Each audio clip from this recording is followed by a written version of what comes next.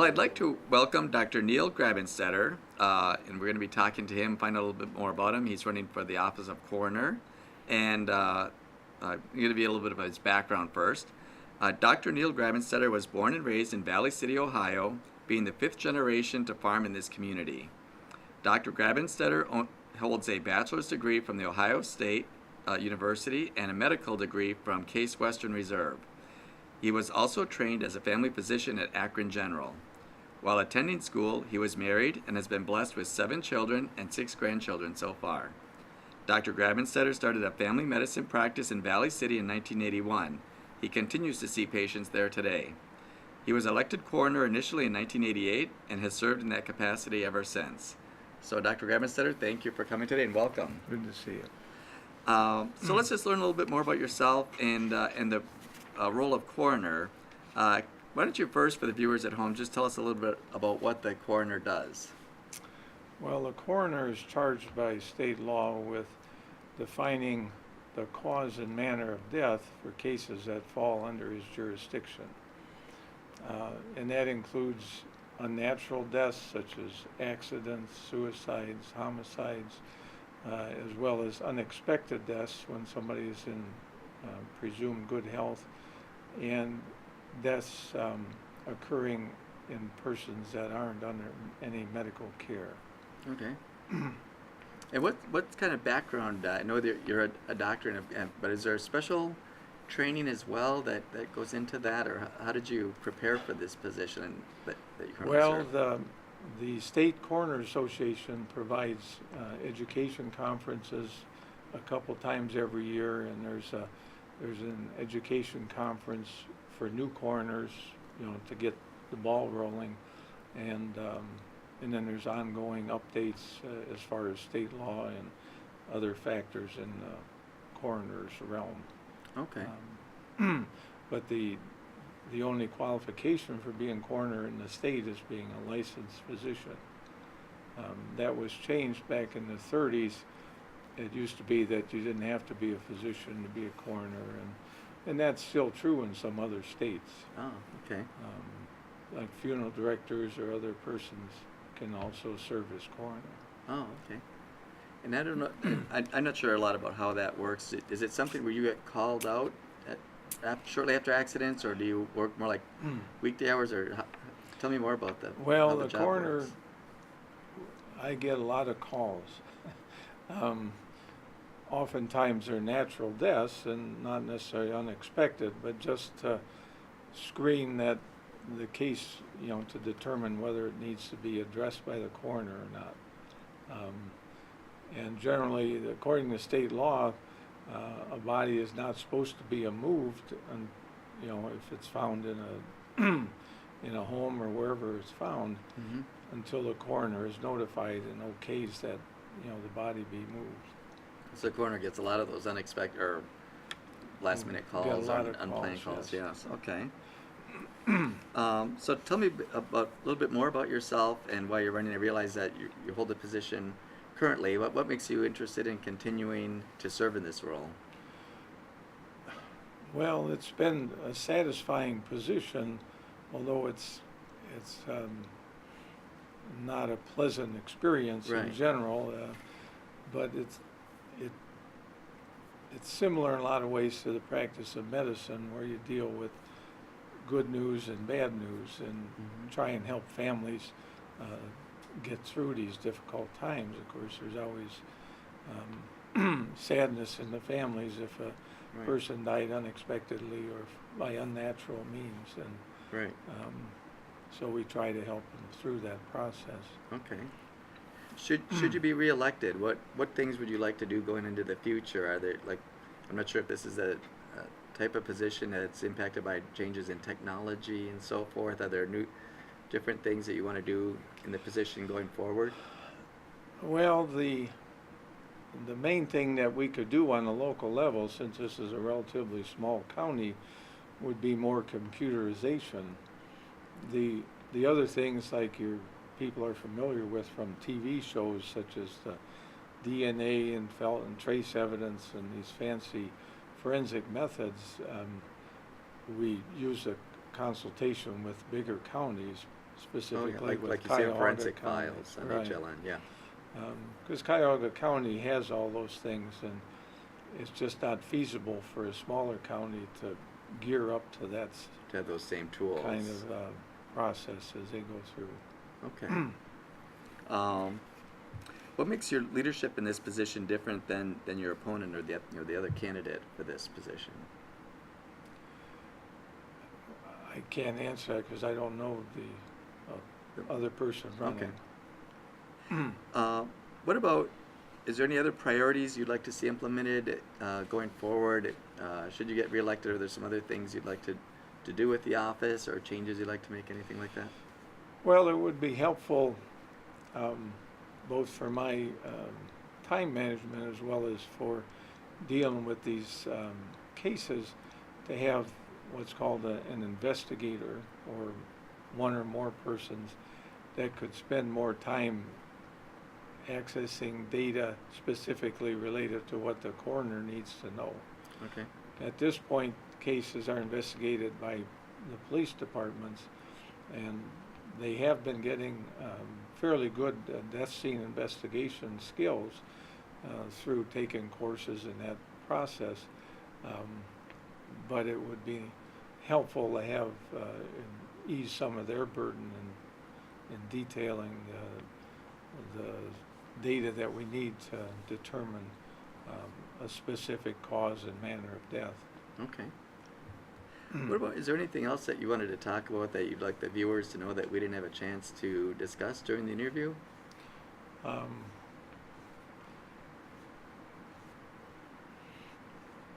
Not really. It's like I said initially, the mandate from the state is to investigate these cases.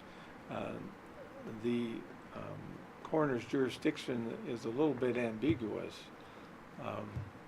in that it's worded in such a way where a case is considered a coroner's case if a person is in good health and dies unexpectedly. Well, you could say that in a lot of cases where a person's been under regular medical care and has health conditions that are not unexpected, to possibly cause sudden death. And there's a lot of discussion back and forth between family as well as physicians caring for folks that passed away to try and figure out what's the best course to follow, because the taxpayers can't afford to do extensive procedures such as autopsies for what was, appears to be almost certainly a natural event. Right. The state medical board has sent out information to all practicing physicians that it is our duty, and if I have a patient in my practice who passes away, it's my duty as a practitioner to make an educated guess, if you don't know 100% why somebody died, what the cause was, what the likely cause was, and you can word it as probable, whatever was reasonable, because the coroner just can't,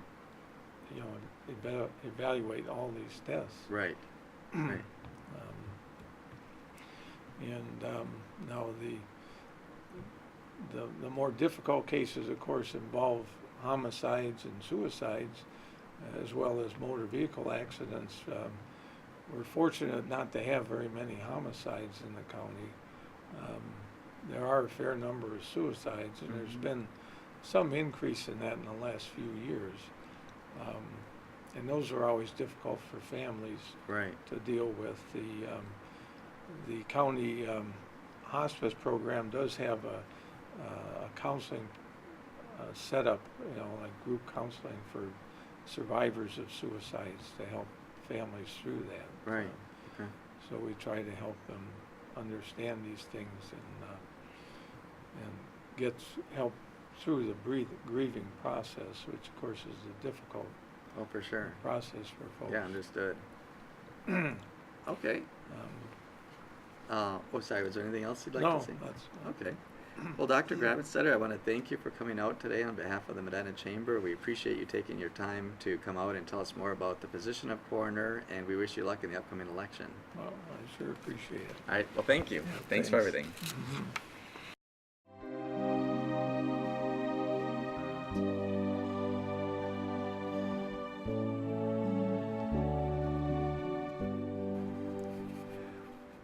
Well, I'd like to introduce you to Dr. Lisa Deranek, who is running for the position of county coroner. I'm going to tell you a little bit about her background, and then we'll have a chance to chat with her and learn more about her background and why she's running for this position. Dr. Lisa Deranek was born in Cleveland, Ohio, and raised in Seven Hills, Ohio. She graduated from the Honors College at Kent State University, majoring in biology, and from the Ohio State University College of Medicine. Dr. Deranek is double boarded in both internal medicine and emergency medicine. She has lived in Sharon Township for 16 years with her husband, Dr. Steve Fannin, her children Luke, age 20, Stephanie, 16, and Rachel, 14, and her mother, Rosemary. She is currently working at the Suma Lake, Medina Freestanding Emergency Department, and her hobbies include tennis, kickboxing, and gardening. So we appreciate you coming down today, Dr. Deranek, to tell us more about yourself and why you're running for this position. So first, for our viewers at home, can you tell us a little bit about what the role of the county coroner is? Sure. A coroner is called out to a scene of any suspicious death, a child's death, a major accident, a homicide, or a suicide. And then once the coroner arrives, what's the coroner's role in that scene? Well, the coroner actually is the highest power at the scene. And a coroner's job is, first of all, to secure the scene and all the evidence of the scene, make sure nothing is contaminated, nothing is moved, and then they process the scene, they take evidence, they look at the deceased, they secure the firearms, and they take pictures and record data. Oh, okay. And what is it about this position that interested you in running for the office?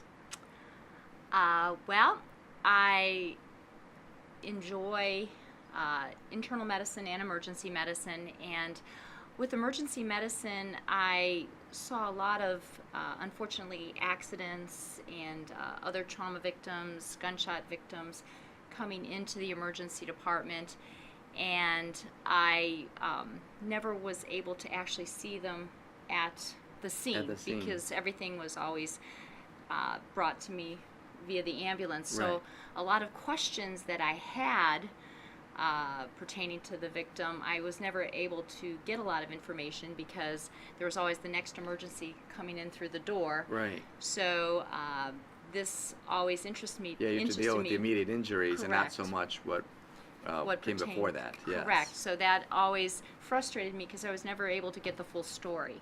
Right. So this is something that I feel I could enjoy learning about, as well as, working with others at the scene to get the answers. And I was going to ask what you feel has prepared you for this position, but it sounds like from what you've done with the emergency rooms and treating these traumas, you sort of already have sort of a tie-in to the type of events that would require a coroner, is maybe one way to put it. Yes, I do have a lot of experience dealing with traumas, with unfortunately gunshot wounds, with people who come in with overdoses, with suicide attempts, and I've been able to work closely with law enforcement to try to work together to find the answers to give to grieving families. Okay. If you're elected to the office, are there changes, things you'd like to implement? Are there things you plan to do with your role should you become elected county coroner? Sure. I have a few goals. Okay.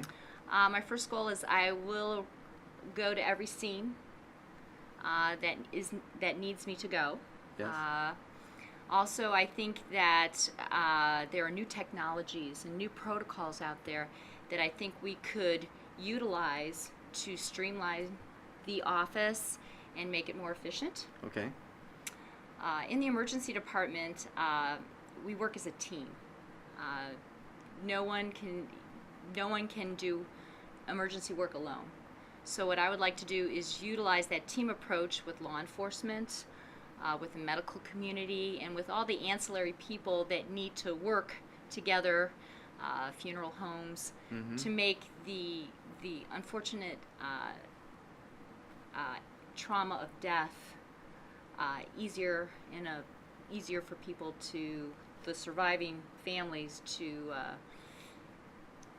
come to resolution. Right, especially as coroner, I would, most of the people that families and so forth you deal with were people that probably weren't expecting this to happen, and Correct. they need, I'm sure, some supporting Right. guidance through the process. In the emergency department, usually I'm a advocate for the families.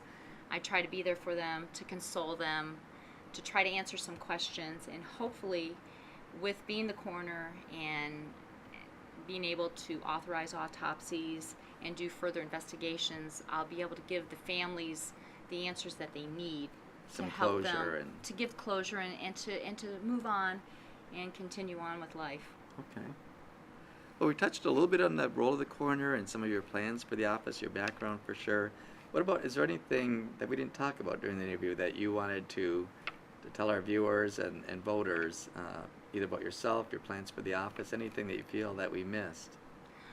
Well, I think just to kind of recorrelate, or to just close, I am a very high energetic person. I think I can bring a lot of new energy to the position. I love technology, and I think we can utilize that to further the office. I'm a team player. I want to work with a lot of EMS people, police, and I think my special passion is to be an advocate for the families, Okay. to help them out, to make sure that they understand what has happened and how I can help them work Through that process afterwards, yes. Okay, well that's very good answers, and I appreciate you coming out. My pleasure. Dr. Lisa Deranek, on behalf of the Medina Chamber, I'm grateful for your time here today, and appreciate you giving the viewers a chance to learn more about the Office of Coroner and specifically why you're running for it. Thank you very much for having me. All right, thank you for coming out.